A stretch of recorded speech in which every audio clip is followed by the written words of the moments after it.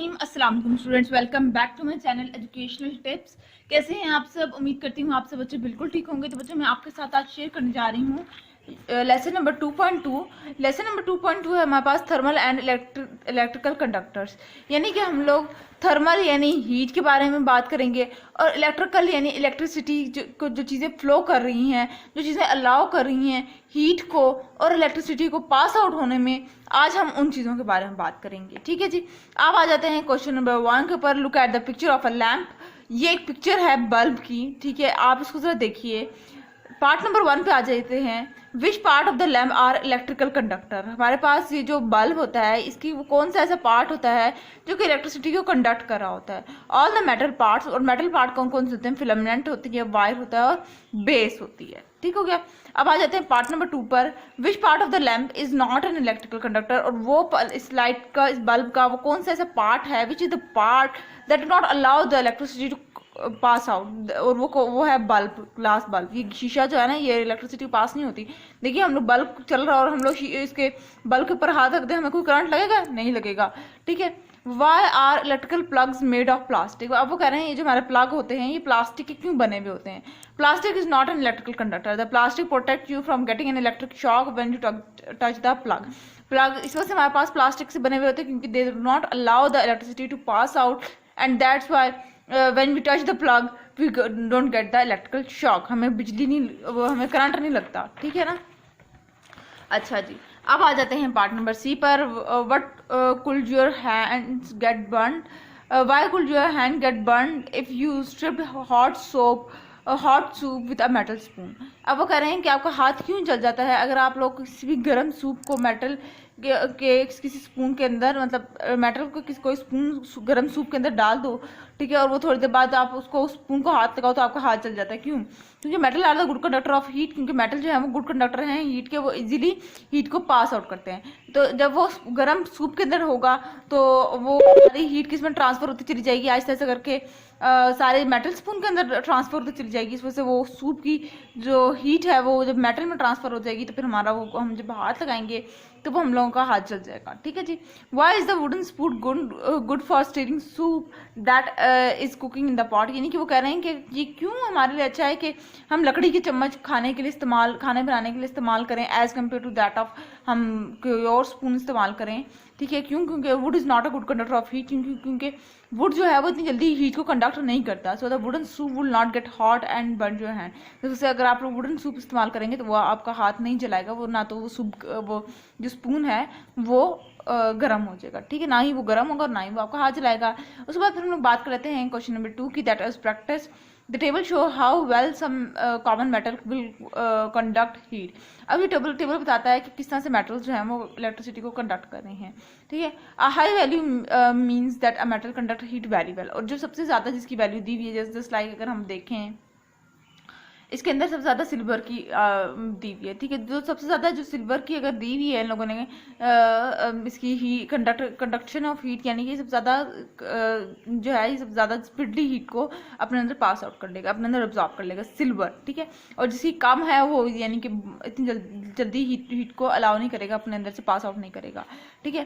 Part number 1 पे आ जाते हैं। तो वो है हमारे पास list all the element in order for the best conductor of the heat to the worst. आपने अरेंज करना है इन सारे एलिमेंट्स को सबसे हाईर टेंडेंसी से लेकर सबसे लोअर टेंडेंसी पे जाना है, यानी सबसे ज़्यादा जिसकी एबिलिटी है हीट को ऑब्जॉर्व करने की उससे स्टार्ट करना है, और जो सबसे ज़्यादा लोएस्ट टेंडेंसी होती है जिसकी हीट को ऑब्जॉर्व करने की उस तक लेके जाना है। पहले सबसे ज़्यादा टेंडेंसी सिल्वर की होती है, फिर कॉपर की होती है, फिर एल्युमिनियम की होती है, फिर ब्रास की होती है, फिर आयरन की होती है, और लास्ट में स्टेनलेस स्टील की होती है। ठीक हो गया। उसके बाद फिर हम लोगों ने ग्राफ बना लेना है। आप लोगों ने इसी तरह से बनाना है जिस तरह से मैंने बनाया हुआ है। यहाँ पे नंबरिंग लिख दें, ये वाले जो नंबर्स हैं ये लिख दें तरतीब से स्मॉल टू बिग नंबर की तरफ, और यहाँ पर आप सारे नंबर्स वो जो हमारे पास मेटल हैं वो सारे लिखते हैं। ठीक है। उसके बाद फिर आ जाते हैं why do some cooking pot have a copper bottom.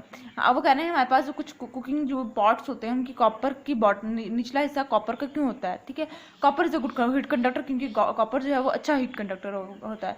So transfer heat from the stove quickly to the food in the pot. अब वो जब गुड हीट कंडक्टर है तो यानी कि उसने हमारे चूल्हे से ज़्यादा जल्दी हीट अब्जॉर्ब करेगा और वो फिर हमारा खाना ज़्यादा अच्छी वो तरह से पक सकता है। इस वजह से कॉपर जो है वो हमारे पास उसकी जो हमारे पास जो हमारे जो बाउल वगैरह होते हैं उनकी जो सरफेस होती है वो कॉपर की बनी हुई होती है, ठीक है। उसके बाद फिर आ जाते हैं why do you think cooking pot are not made from silver. Silver से क्यों नहीं बना हुआ होता है, क्योंकि सिल्वर जो है वो बहुत एक्सपेंसिव होता है, कॉपर जो होता है वो चीपर होता है हमारे लिए, और सिल्वर जो होता है वो क्या वो कहते हैं कि देन कॉपर एंड इज एक तो ये एक्सपेंसिव होता है, और दूसरा हमारे पास जो ये जो सिल्वर जो है वो एक्सपेंसिव हो गया, जबकि कॉपर जो है वो गुड है, और ये कॉपर हीट को अच्छी तरह से कंडक्ट कर लेता है as compare to that of silver, ठीक है। सिल्वर का ड्रॉबैक क्या आता है, ये एक्सपेंसिव है, इसके अंदर हीट जो है वो इतनी जल्दी ट्रांसफर नहीं होती as compare to that of copper, ठीक है। ये इस वजह से मैंने ये आंसर लिख दिया, आप लोग देख लीजिएगा। उसके बाद फिर हम लोग आ जाते हैं why are car radiator which cool the engine made from a copper and brass. अब वो कह रहे हैं हम लोग, आपको पता है हमारी जो गाड़ी है उसके इंजन के अंदर ना एक ऐसा सिस्टम लगा हुआ होता है जो कि हमारी जब गाड़ी चल रही होती है वो हीटअप हो जाती है, लेकिन अगर वो सिस्टम ना हो तो हमारी गाड़ी हीटअप हो जाए, ठीक है। लेकिन हमारी कार जो है वो हीटअप हो जाए, लेकिन हमारी गाड़ियों के अंदर एक ऐसा सिस्टम लगा हुआ होता है, एक ऐसी इन दो चीज़ों से कॉपर और ब्रास से मिलकर एक ऐसे चीज़ बनी हुई होती है जिसको हम रेडिएटर कह देते हैं, जो कि हमारे गाड़ी के इंजन को कूल करती रहती है। अब इसकी वजह क्या है, ये कूल कैसे करती है। Copper and brass are good heat conductor, so they transfer heat away from the engine quickly to stop it over heating. Copper और ब्रास जो है वो इजीली क्या करते हैं, वो हीट को कंडक्ट कर लेते हैं, एक जगह से दूसरी जगह पास आउट कर लेते हैं। वो गाड़ी के इंजन के अंदर एक जगह हीट जमने नहीं देते, इकट्ठे नहीं होने देते, वो मुसलसल पास आउट करते रहते हैं हीट को। दैट्स वाई कॉपर और ब्रास हमारे कार्स के इंजन के अंदर इस्तेमाल हो रहा है, ठीक हो गया, समझ लग गई आप लोगों को। अब आ जाते हैं चैलेंज वाले पार्ट पर। चैलेंज वाले पार्ट पे आ जाते हैं, तो यहाँ पे हमारे पास question number 3 part number A है, will a block of ice melt quicker in the plastic dish और in the metal dish of the same size से वाई। अब वो कह रहे हैं हमारे पास एक आइस है, वो क्या हमारे पास प्लास्टिक डिश के अंदर ज़्यादा जल्दी मेल्ट होगी, या हमारे पास जो मेटल की डिश है उसके अंदर मेल्ट होगी ज़्यादा जल्दी। किस में मेल्ट होगी वो आप लोगों ने ज़्यादा जल्दी वो आप लोगों ने बताना है, और उसकी वजह भी बतानी है। Ice will melt quicker in the metal dish जो होगी उसके अंदर आइस जो है वो ज़्यादा जल्दी मेल्ट हो जाएगी, क्यों। Metal is a better conductor of heat than plastic, so heat energy is transferred more quickly than to the metal to the ice। अब वो कह रहे हैं कि क्योंकि मेटल जो है वो बड़ी जल्दी हीट को कंडक्ट करता है, ठीक है, उससे जल्दी जल्दी वो सारी आइस पिघलना शुरू हो जाएगी, क्योंकि उसके अंदर ऑलरेडी हीट जो है वो सराउंडिंग से ऑब्जॉर्ब कर रहा होगा, तो वो आइस को फिर वो जब हीट देगा तो वो आइस ज़्यादा जल्दी मेल्ट करेगी, ठीक है। उसके बाद भी हम लोग आ जाते हैं पार्ट नंबर बी के अंदर, if you touch a metal dish then that contain an ice cube and a plastic dish that contain an ice cube, ठीक है। अगर वो कह रहे हैं अगर हम लोग मेटल डिश को टच करें और उसके अंदर आइस क्यूब हो, और फिर हम लोग एक प्लास्टिक डिश के ऊपर टच करें जिसके अंदर आइस क्यूब है, ठीक है, विच डिश विल फील वार्मर से वाई। कौन सी डिश ज़्यादा जल्दी हमारे हाथ की हीट जो है वो अपने अंदर ले लेगी। The plastic dish will feel warmer when you touch the metal dish, energy from your finger is conducted quickly into the metal, this lowers the temperature of your hand so the metal feel cold, ठीक हो गया जी, ये इसका answer बन जाएगा। अब आ जाते हैं हम क्वेश्चन नंबर 4 के ऊपर। क्वेश्चन नंबर 4 है जी, class 6 asked the question is graphite an electrical conductor और नॉट। अब क्लास 6 के बच्चा है उसने पूछा कि ग्राफाइट जो है वो इलेक्ट्रिकल कंडक्टर है, यानी कि इलेक्ट्रिसिटी को कंडक्ट करता है या नहीं। They carried out an investigation to find out, उन्होंने एक इन्वेस्टिगेशन की। Each group test different length of graphite in a circuit and measure the brightness of a lamp in a circuit on the scale of 0 to 5। हर group ने क्या किया कि circuit के अंदर ग्राफाइट के अंदर उसे लैंप लगाया और लैंप से उसको लैंप की ब्राइटनेस को मेजर किया, 0 से 5 स्केल यूज़ किया, ठीक है।